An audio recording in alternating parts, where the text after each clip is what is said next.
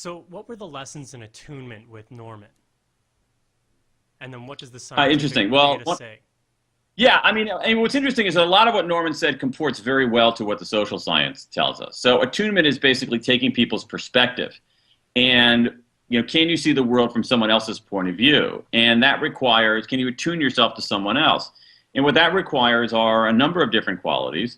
I mean, there's some very interesting research showing that when people feel a sense of power, they're less acute at taking other people's perspectives.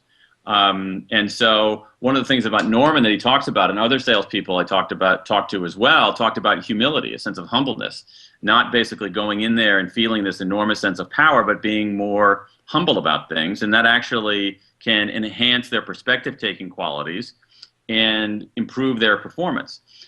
There's some very, very interesting research. Norman also called himself very often soft-spoken, which is not what you typically associate with salespeople. You think of them as kind of fast, slick, gregarious, backslapping. Over the top. Precisely. Extroverts. And you kind of blow that exactly away in the book as well. Well, yeah, I mean, Norman talked about himself as soft-spoken, which is not what we think of when we think of extroverts. But there's some interesting research I write about from Adam Grant at the University of Pennsylvania's Wharton School.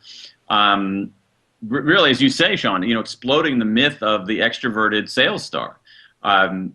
If you look at the facts, what the facts show us very clearly is that extroverts are more likely to go into sales. Extroverts are more likely to get hired at sales jobs. Extroverts are more likely to get promoted in sales jobs. Where this theory falls apart is when you look at the link between extroversion and performance. That is, whether people sell anything. Not who gets promoted, but who sells a lot of stuff.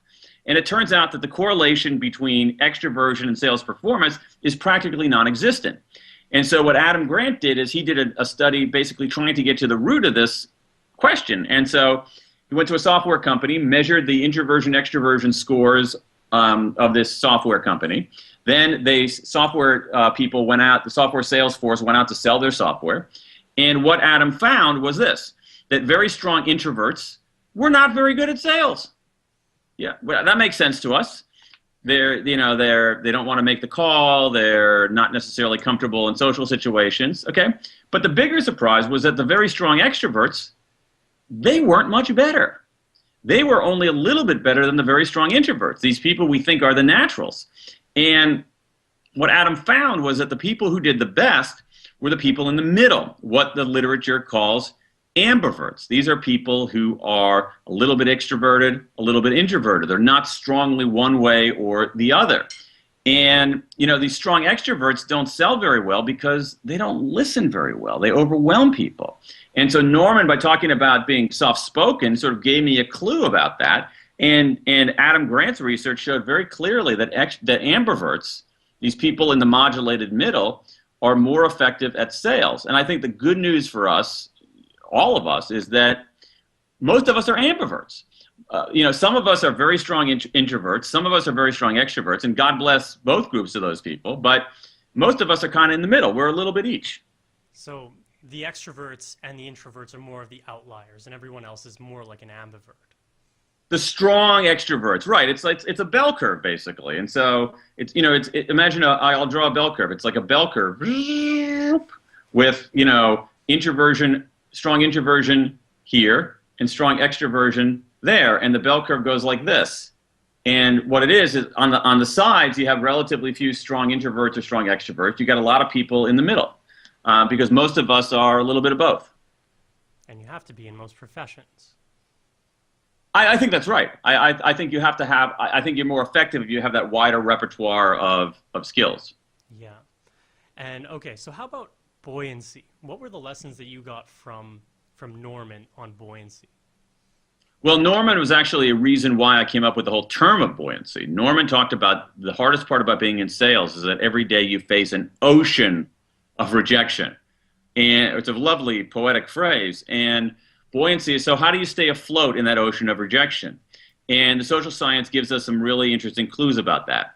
What do you do before an encounter? What do you do during an encounter? What do you do after an encounter? And those lessons end up giving us some ways to deal with the kind of relentless wave after wave after wave of rejection that we face when more of us are in sales in some dimension.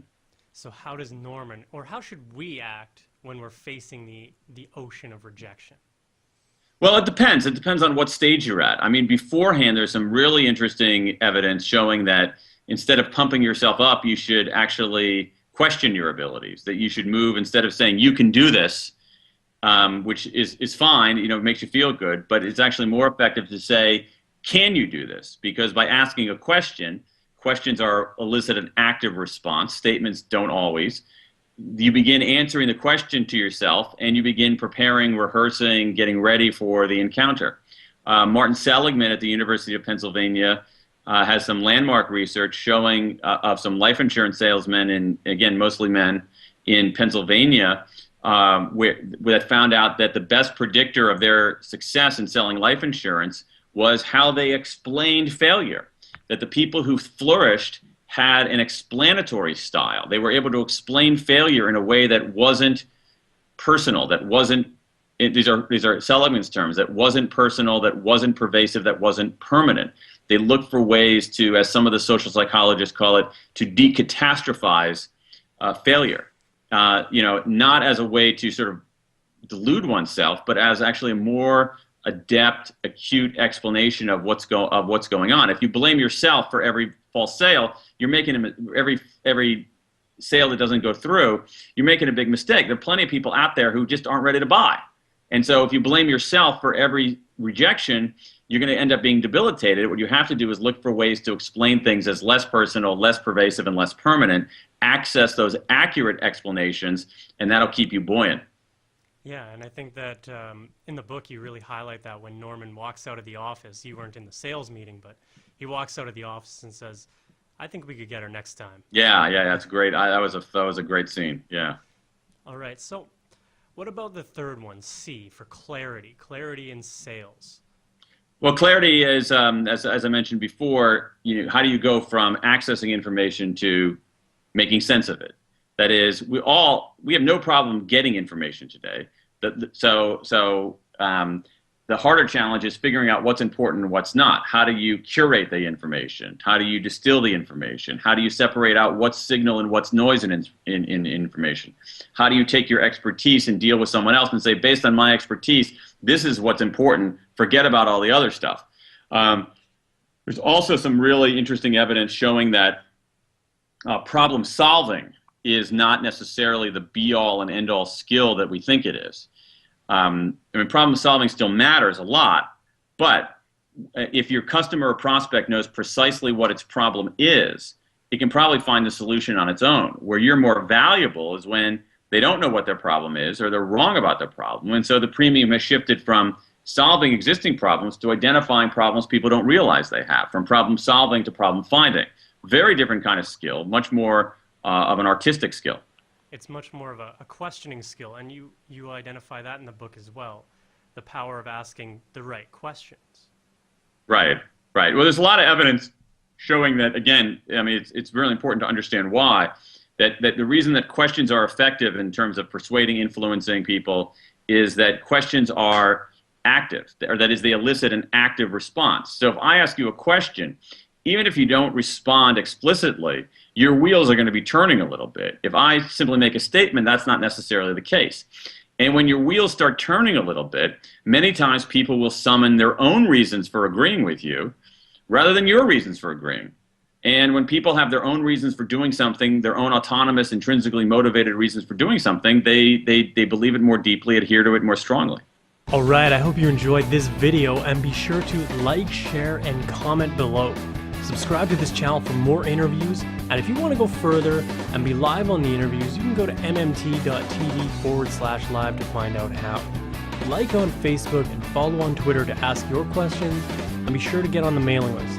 Go to mmt.tv to get access to all the things that are not contained in these interviews.